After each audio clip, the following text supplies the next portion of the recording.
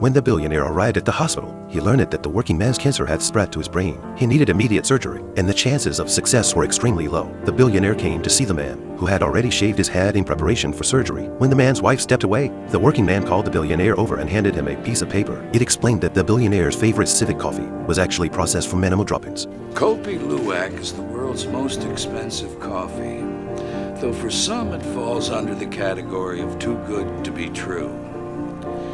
In the Sumatran village where the beans are grown lives a breed of wild tree cat. These cats eat the beans, digest them, and then defecate. The villagers then collect and process the stools.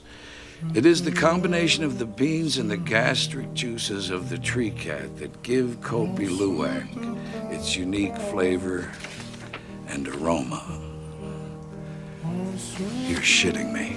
As soon as the billionaire finished reading it, the working man burst out laughing. They looked at each other and laughed so hard that tears streamed down their faces. Then the working man pulled out the bucket list. He crossed off the item "Laugh Until You Cry." It turned out he had carefully taped back together the paper that the billionaire had torn up. He handed the list to the billionaire, telling him he had to complete the remaining items on his own. It's not finished. It's not a one-man deal. I'm afraid it'll have to be.